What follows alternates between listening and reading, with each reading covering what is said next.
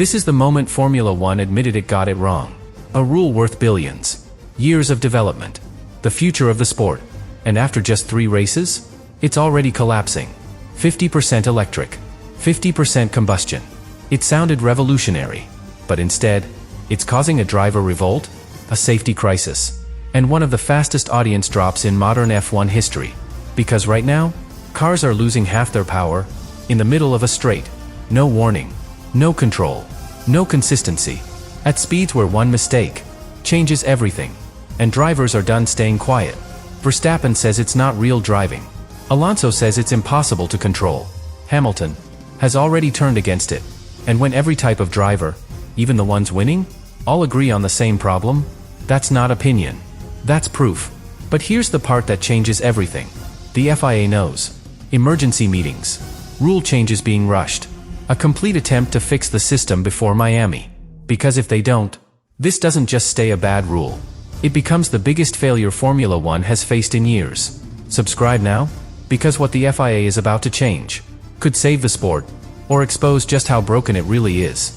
At first, it didn't look like a failure. Because everything about this rule looked perfect. Smaller cars, cleaner racing, more electric power. A sport moving toward the future.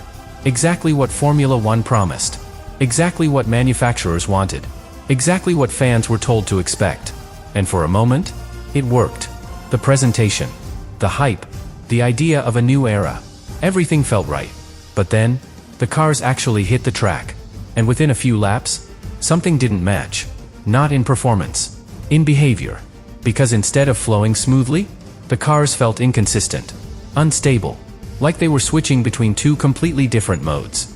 Full power, and then suddenly, nothing. And at first, drivers didn't call it a disaster. They called it strange. Different. Something they needed to understand. Because that's what drivers do. They adapt. They learn. They adjust. But the more laps they completed, the more races they ran, the more one thing became clear. This wasn't something you adapt to. This was something you endure. Because the problem wasn't small. It was built into the system itself. The 50-50 balance. Half electric, half combustion. Sounds simple. But in reality, it created something Formula One had never experienced before. Violent energy cycles. Because without the MGUH, there's nothing smoothing the flow of power. Nothing stabilizing the transition. So instead, the battery takes over everything. And when it runs out, the car doesn't fade. It drops. Instantly.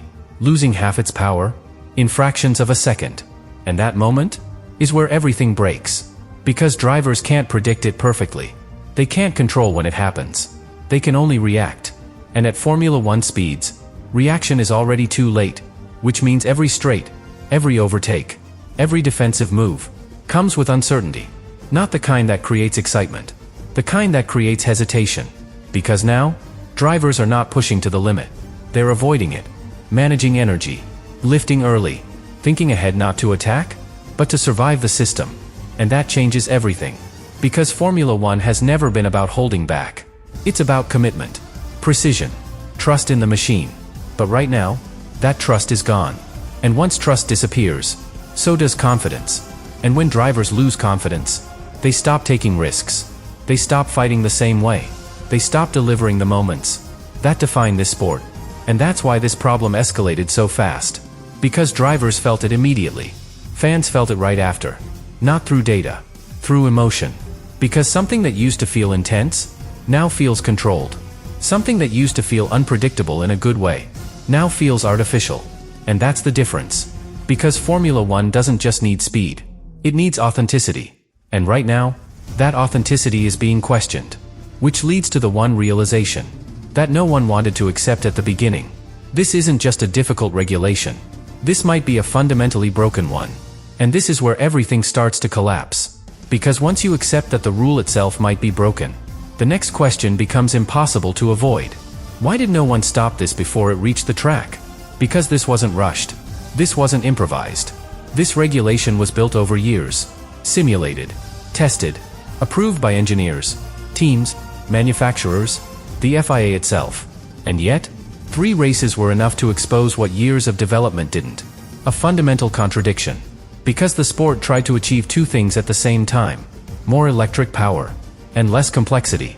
So they removed the MGUH, the system that used to stabilize energy, the system that made everything smooth, and replaced it with something simpler, a bigger reliance on the battery. But that's where the mistake was made, because without that stabilizing system, the battery doesn't behave smoothly. It behaves in extremes: charge, discharge, full power, then sudden loss. And that creates the exact problem we're seeing now. Not occasionally, constantly, because every car is forced into that cycle, every lap, every race. And that means the issue isn't situational, it's structural. And once a problem becomes structural, you can't fix it with small changes. You can only reduce the impact. And that's exactly what the FIA is trying to do right now. Not solve the problem, manage it, reduce deployment, increase recovery, limit energy usage. All attempts to control something that was never stable to begin with. But here's where it becomes even more complicated. Because they can't go too far. They can't remove the 50-50 balance. They can't bring back the MGUH. They can't rewrite the entire concept. Because that would mean admitting something much bigger. That the foundation itself was wrong. And that's something Formula One avoids at all costs. Because this isn't just a technical decision. It's political.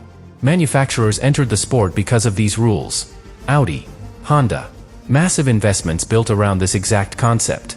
Changing it completely would break agreements, contracts, long-term commitments. So now, the FIA is trapped, trying to fix a system they cannot fully change. And that's why every solution feels incomplete. Because it is. Because you can adjust the numbers, but you can't remove the contradiction. You can make the power law smaller, but you can't eliminate it. You can make it less frequent, but you can't stop it completely. And drivers know that. They feel it every lap.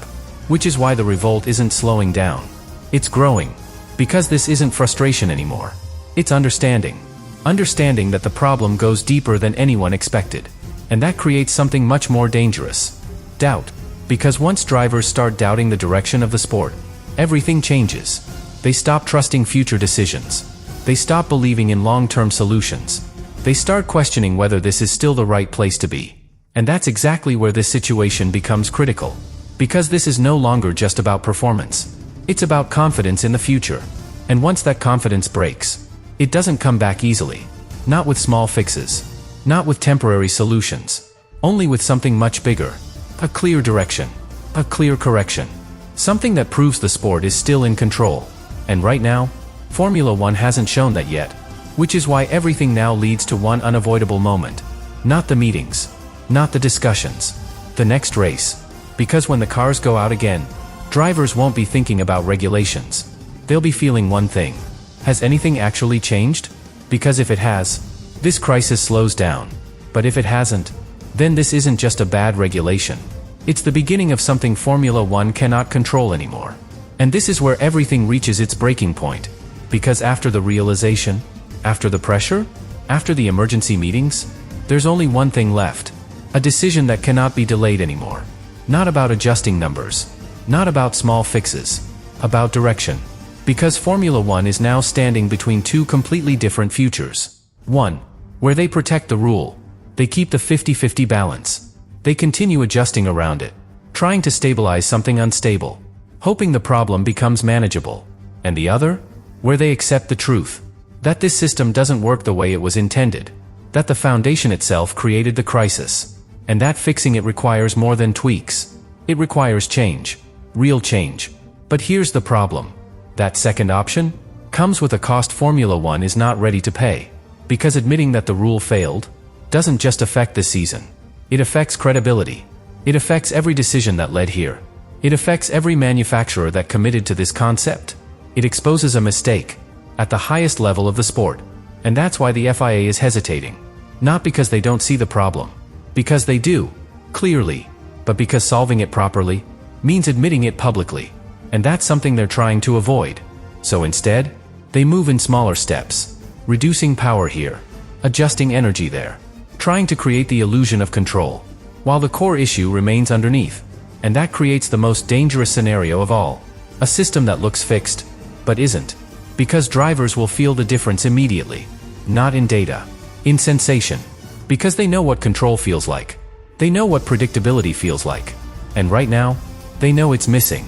Which means Miami becomes more than just another race. It becomes a test, not of performance, of truth. Because if the changes actually work, if the cars feel stable, if drivers can finally push again, then maybe this crisis slows down. Maybe the sport regains some control. Maybe this becomes a turning point. But if they don't, if the same issues remain, if the unpredictability is still there, then everything that's been building breaks open. Because at that point, drivers won't just question the rule. They'll reject it. Openly. Collectively. And that's something Formula One cannot contain. Because once the grid unites against the system, control shifts. Completely. From the FIA to the drivers themselves.